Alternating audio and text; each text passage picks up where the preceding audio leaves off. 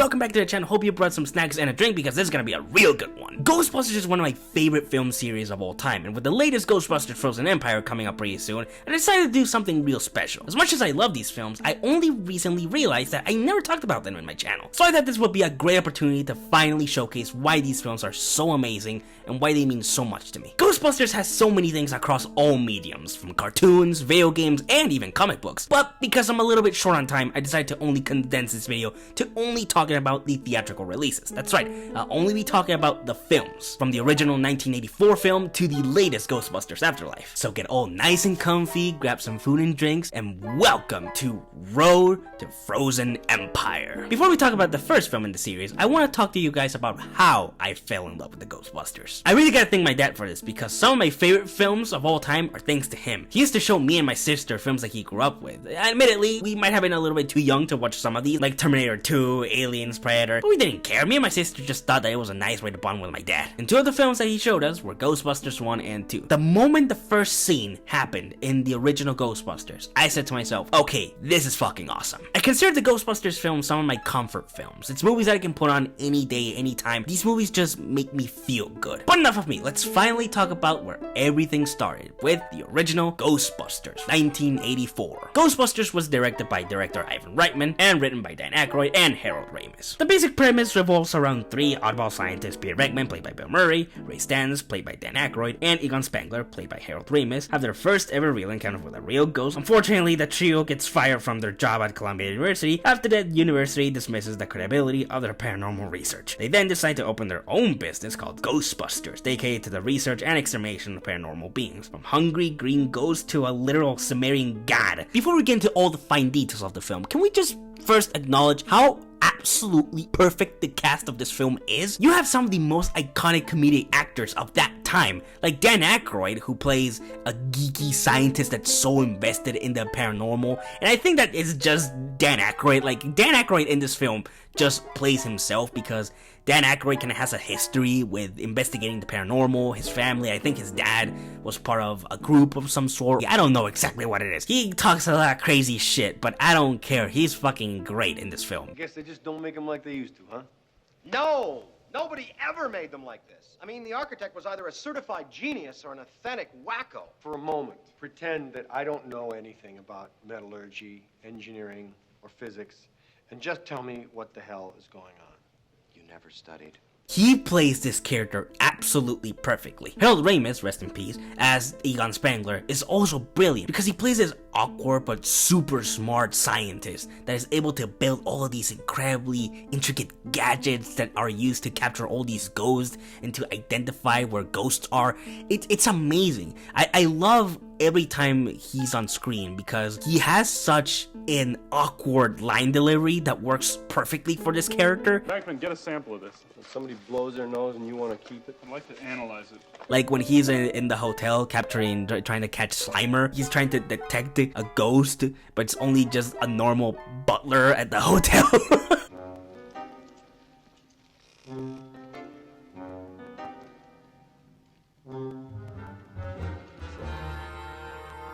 And who could forget Bill fucking Murray, man? One of the best comedians of that time, playing a humorous skeptic that doesn't really believe in any of this ghost shit, but he only does it because, hey, it's a job. I love his performance. He plays like the perfect, like, kind of charming asshole in a way. He always has a comment to everything, or every time he always has to respond with some sarcastic remark about everything that's happening. It's incredible. I fucking absolutely adore his performance in this film. What are you supposed to be, some kind of a cosmonaut? No, we're exterminators. Somebody saw a cockroach up on 12. That's gotta be some cockroach. Bite your head off, man. And you probably think that that's it, you know, that's a pretty good cast in and of itself, but it gets better. Ernie Hudson plays Winston Zeddemore, who is the fourth Ghostbusters. That kind of comes later in the middle of the film. He just plays a perfect everyday Joe, where he just applies to work at the Ghostbusters just because he wants a nice, steady paycheck. Do you believe in UFOs, astral projections, mental telepathy, ESP, clairvoyance, spirit photography, telekinetic movement, full trance mediums, the Loch Ness Monster, and the theory of Atlantis? If there's a steady paycheck in it, I'll believe anything you say. Of course, you have Annie Potts, who plays a sarcastic receptionist for the Ghostbusters. The Janine character honestly has some of my favorite lines in the film. You gonna answer that? Quit better jobs than this. Ghostbusters, what do you want? You also have Rick Moranis playing Louis Tully, who is an incredibly awkward but also really sweet guy. This dude is hilarious for so many reasons, but I feel like the biggest thing about his character is that he's incredibly charming. He's awkward and weird, but not in like a creepy way. He's more just kind of sweet and naive, especially with some of the other characters that he interacts with. He always has like this innocence to him. It's infectious. Turn up my TV real loud too, so everyone to think that both our TVs had something wrong with it. Okay, so I'll see you later, huh? I'll give you a call. I gotta have a shower. Of course, who could forget the absolutely stunning, gorgeous Sigourney Weaver as Dana Barrett? I'm gonna be real honest with y'all. When I was a kid and watched these films for the first time, it was between these films and Aliens. I had the biggest fucking crush on Sigourney Weaver. She was my childhood crush. I honestly might dare to say that this is honestly probably one of her best performances ever. And she was also an alien in Alien, so that means a lot. Because here, Sigourney Weaver has to act in so many different ways. She has to be funny, but at the same time, she also has to be kind of scary later on in the film. She has to play different parts here. I'm always impressed every time I watch this film when she's on screen, how well she can balance doing all these different acting styles, to say the least. It's incredible. I absolutely love her in this film. I forgot to mention William Atherton, who plays the absolutely iconic Walter Peck character, also known as Dickless. Is this true? Yes, it's true. This man has no dick. Well, that's what I heard. He's an environmental protection agent that is constantly in the way of everything the Ghostbusters are doing. He just comes off as such a fucking huge jerk that you can't help but hate him, and I absolutely love that about the character. Now, you either show me what is down there, or I come back with a court order. You go get a court order, and I'll sue your ass for wrongful prosecution. You can have it your way, Mr. Venkman. But now let's talk about the script of the film, and I can say with full confidence without a single shadow of doubt that this film possibly has one of the best written scripts in the entire history of film. No, I'm not exaggerating, I'm not kidding, and no, you are not allowed to disagree. Like stated before, the film was written by both Dan Aykroyd and the late Harold Ramis, and the way they were able to craft such a beautiful masterpiece of an idea that sounds kinda silly from the outside is incredibly impressive. The comedy here is not only super clever, it's also not as bombastic like it is in other comedies. The film has a dry sense of humor, and it's massively executed by the cast, especially Bill Murray, who again plays a skeptic scientist that is more interesting on hitting on women than actually doing his fucking job. Like the scene where Dana goes to the Ghostbusters headquarters to help her with her paranormal issue at her apartment. The entire time that Dana is there, Peter is constantly trying to hit on her with every single trick that he has, and it doesn't work at all. I don't believe in any of those things. Well, that's all right. I don't either. I'll take Miss Barrett back to her apartment and check her out. I'll go check out Miss Barrett's apartment. Okay? Okay. Thank you. He's so pushy and awkward. Like in this scene, he's constantly trying to come off as smart, but he comes out more dumber than anything else. I've got it. No. I'll prove myself to you. Yeah, I'll solve your little problem. Okay. And then you'll say, Pete Venkman's a guy who can get things done. No kiss. You can tell that the actors had a lot of fun with this film. I mean, I know that they followed the script, but you can tell that some of these lines and some of these scenes were completely ad-libbed, and it's impressive to see how well they fit with the film. And the film just oozes so much personality from each one of the characters. Like in the scene where Peter is doing some tests on some of his students, and of course, Peter has to hit on another woman because it's Peter. He's gonna do what he's gonna do.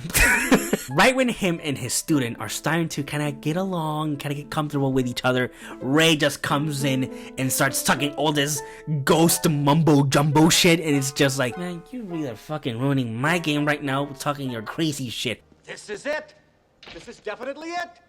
See those UV lenses come in for the video camera and that blank tape. You excuse me for a second? Right in the middle of something, Ray. But it's so cool because Ray is super excited and so giddy to finally be able to possibly see a real ghost? I don't know, it's just one of my favorite scenes because it shows perfectly how Ray is so passionate about his paranormal investigation. It's charming, it's cute even. 10 people witnessed a free-floating, full-torso vaporous apparition. It blew books off shelves from 20 feet away and scared the socks off some poor librarian. Egon has an eccentric personality, so he kind of does and says a bunch of odd shit as well. Especially, I love the scene where he's talking with Janine at the Ghostbusters headquarters, and they're pretty much talking about hobbies, and Janine kind of asks Egon if he has any hobbies or anything that he likes to do on his spare time, and he just kind of responds, yeah, I like to collect spores, molds, and fungus. Like, that's it. Some people think I'm too intellectual, but I think it's a fabulous way to spend your spare time. I also play racquetball.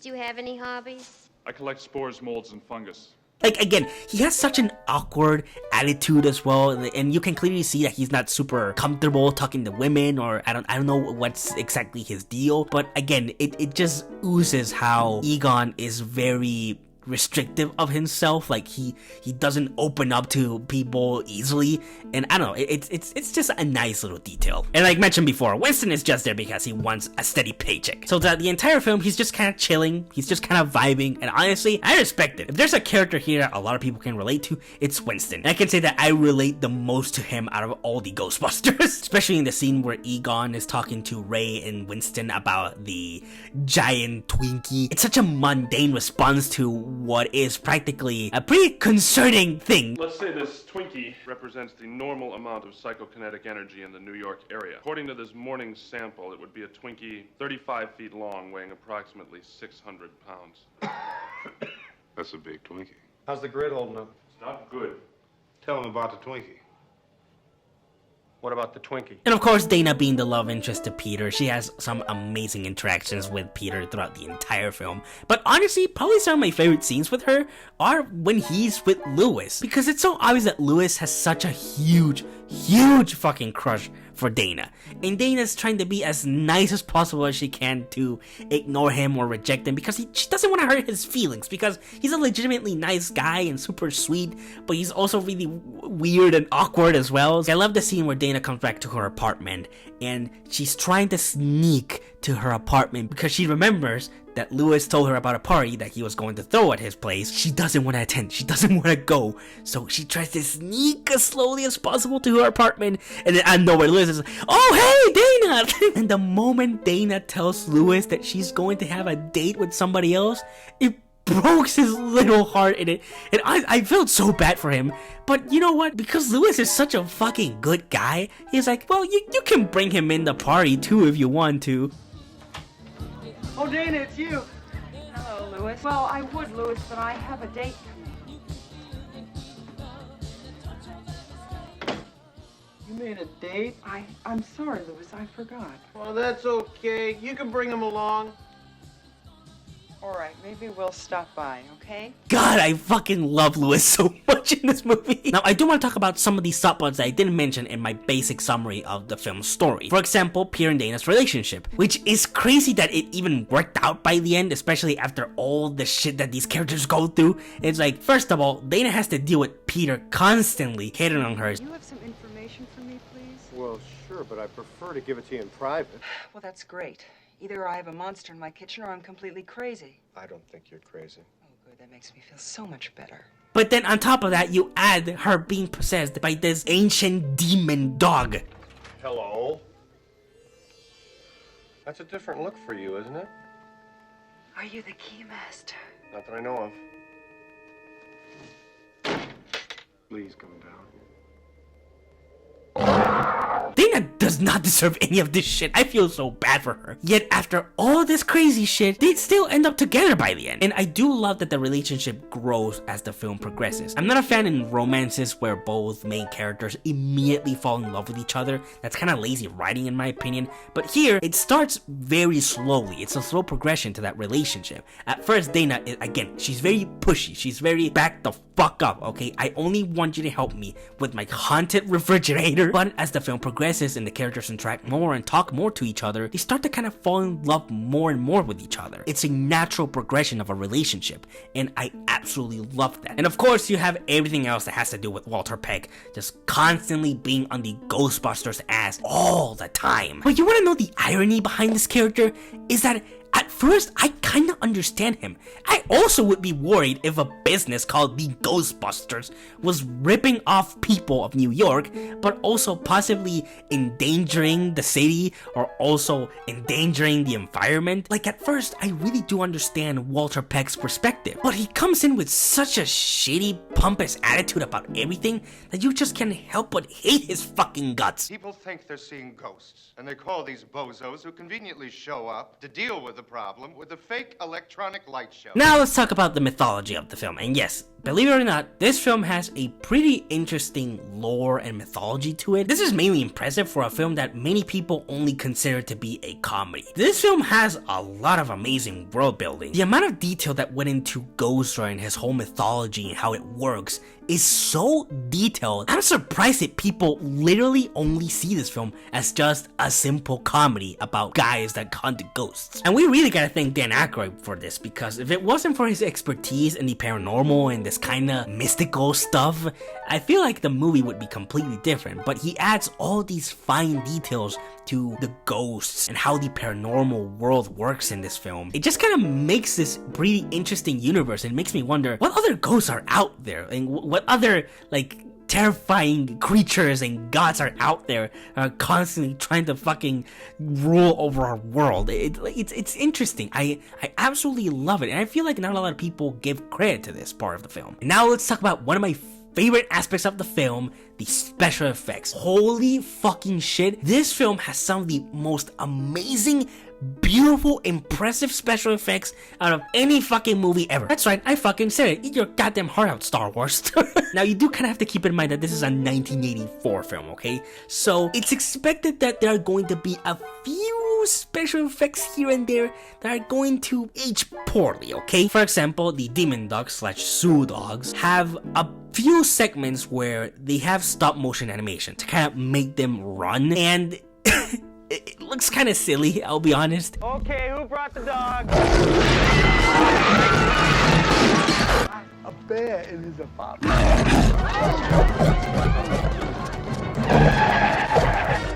Again, the stop motion isn't like bad or anything, but it does kind of contrast a bit with the animatronic that they use as well, where the animatronic looks amazing, but of course you can't make an animatronic just kind of run like it's an actual lion or wolf. And of course there's also quite a few matte paintings here that look absolutely beautiful, that sometimes I wasn't even able to tell if it was a matte painting or if it was real. But there are a few here and there that are really obvious that, okay, that's a matte painting, okay? Like Dana's building, it feels so sci-fi and so out of place compared to every other building in New York that when I see it, I'm like, now come on, like I see, okay, what this is. But again, I don't really care. Even with some of these effects not aging incredibly, the film still have so many more special effects here that are incredible. Slimer, for example, still to this day impresses me so fucking much.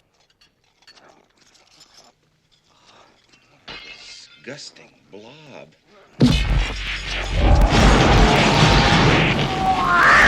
When I saw behind the scenes of how they did Slimer, I was so flabbergasted to find out that it was a fucking puppet.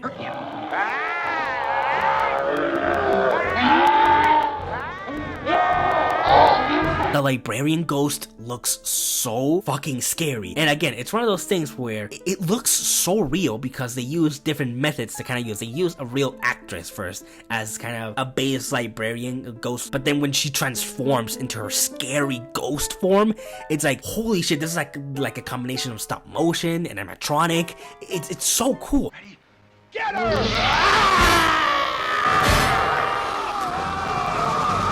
The animatronics for the Zool dogs are incredible. On the house at 8%. So they're okay. The proton packs effects are incredible.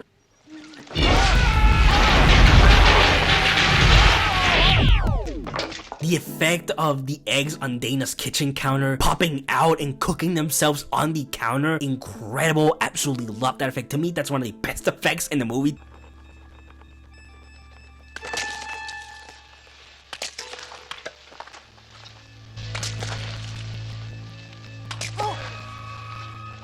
we cannot leave our boy behind in this discussion. Obviously, the Stay Puft Marshmallow Man looks absolutely fucking incredible.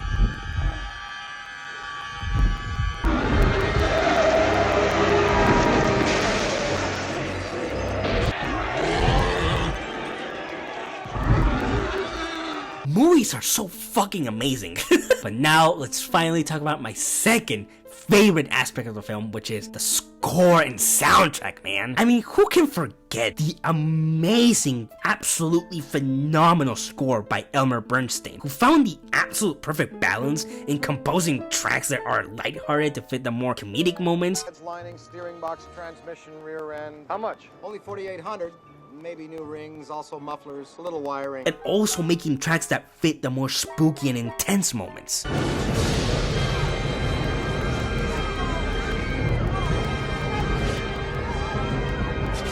The soundtrack is also filled with so many amazing songs that I just listen on repeat on my Spotify playlist. We cannot talk about Ghostbusters without talking about the Ghostbusters song, the Ghostbusters theme, performed and sang by Ray Parker Jr. This theme is so iconic that it's transcended the films. There's characters from fiction, or there's movies or references from movies that people know even though they've never seen the movie or played a game. Like, everybody knows Mario even though not everybody has played a Mario game in their life. A lot of people know a bunch of Star Wars references, like the "Luke, I am your father." That phrase is so ingrained in the pop culture zeitgeist, people know it without even watching the Star Wars movies.